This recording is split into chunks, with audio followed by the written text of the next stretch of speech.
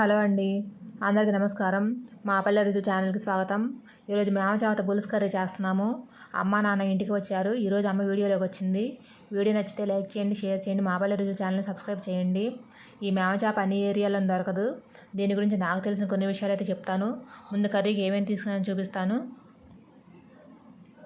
చేప ముక్కలు కిలోన్నర దాకా ఉంటాయండి. ముదురు చేప, పెద్ద చేపేను. ఉల్లిపాయ ఒకటి పెద్దది, పచ్చిమిర్చి 6, కొత్తిమీర, చింతపండు 50 గ్రాముల దాకా ఉంటుంది. చేప ముక్కలు ఉప్పు పసుపు వేసి క్లీన్ చేసుకోవాలి ముందు బాగా. చింతపండు కూడా ఒకసారి వాటర్ పోసి కడిగేసి కొంచెం వాటర్ పోసి స్టవ్ మీద పెట్టుకోండి. అలా నానటం వల్ల మనకి చింతపండు త్వరగా నానిపోయి పులుసు బాగా వస్తుంది. చేప ముక్కలు క్లీన్ చేసేసుకున్నాను. ఉల్లిపాయ పచ్చిమిర్చి కూడా కట్ చేసి పెట్టుకున్నాను. స్టవ్ వెలిగించి పాన్ పెట్టుకోవాలి. ఇప్పుడు పాన్ వేడైన తర్వాత ఆయిల్ పోసుకోవాలి. ఈ చేప అండి మేమ చేప కొంచెం సముద్ర చేప తత్వం ఉంటుంది దీనికి. ఎందుకంటే ఇది ఉప్పు నీరు, పంట కాలువ నీరు రెండు కలిసిన చోటన పెరుగుతుందంట. అన్ని చోట్ల దొరకదు ఇది. ఆ చేపకి బాగా కొవ్వు ఉంది.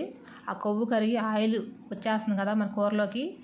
ఆయిల్ ఎక్కువైపోతుందని చెప్పేసి మేము ఆయిల్ తీసేస్తున్నాం కొంచెం. ఇది ఎక్కువైపోతుంది కదా కూరలో. ఆయిల్ వేడైపోయింది. ఆవాలు వేసుకుంటున్నాము.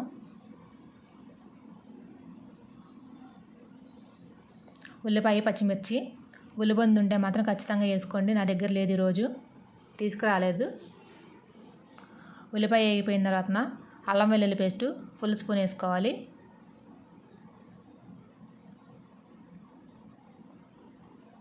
బాగా ఆగాలి అల్లం వెల్లుల్లి పేస్ట్. పసుపు కొంచెం. మేము పెద్ద స్టవ్ మీద పెట్టాం కదండి, త్వరగా వేగిపోతున్నాయి అవన్నీను. ఇప్పుడు చేప ముక్కలు పెట్టేసుకోవాలి. ఆ చేప ముక్కల మధ్యలో ఉంది చూడండి, అది కొవ్వు.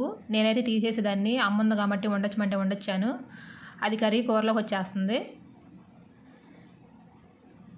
ఉప్పు కారం కూడా వేసేసుకుంటుంది అమ్మ. అవి వేసేసిన తర్వాత ఆ నీసు నీళ్ళన్నీ ఎగిరిపోవాలి.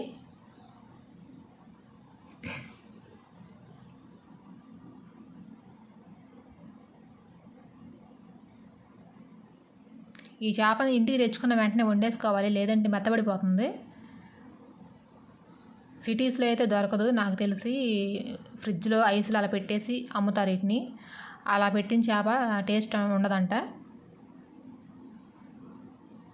మా ఊళ్ళో ఇక్కడ జాలర్లు వలలేసి పడతారు కదా, అలా పట్టిన వెంటనే తెచ్చుకుని వండుకుంటే కర్రీ బాగుంటుంది టేస్ట్గా. చింతపండు పులుసు పోసేసుకుంటున్నాము. ఆ నీసు నీళ్ళు ఎగిరిపోయిన తర్వాత పులుసు పోసుకోవాలి. ఉప్పు కారం వేసిన తర్వాత కూడా చేపల్లోంచి కొంచెం నీరు వస్తుంది. ఆ నీరు ఎగిరిపోవాలి. ఎగిరిపోయిన తర్వాత చింతపండు పులుసు పోసుకోవాలి. మెంతిపొడి కొంచెం,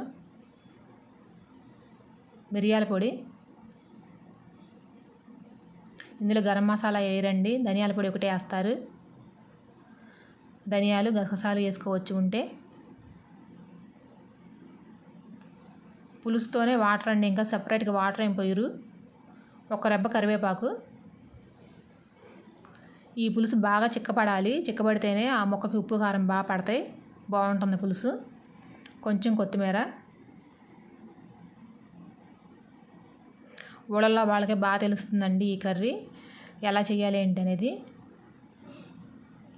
చాలా బాగుంటుంది. పండుగప్ప చేప ఉంటుంది కదా, ఆ చేపకి దగ్గరగా ఉంటుంది ఇది, ముళ్ళు ఉండదు.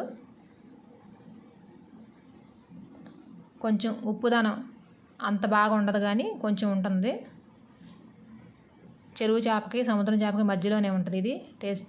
టేస్ట్ కూడా బాగుంటుంది. చిక్కబడిపోయింది పులుసు.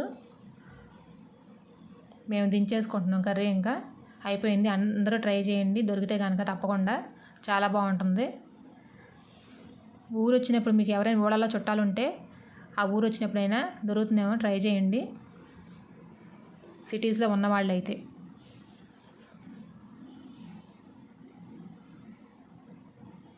ఆయిల్ కూడా పైకి తేలిపోయింది.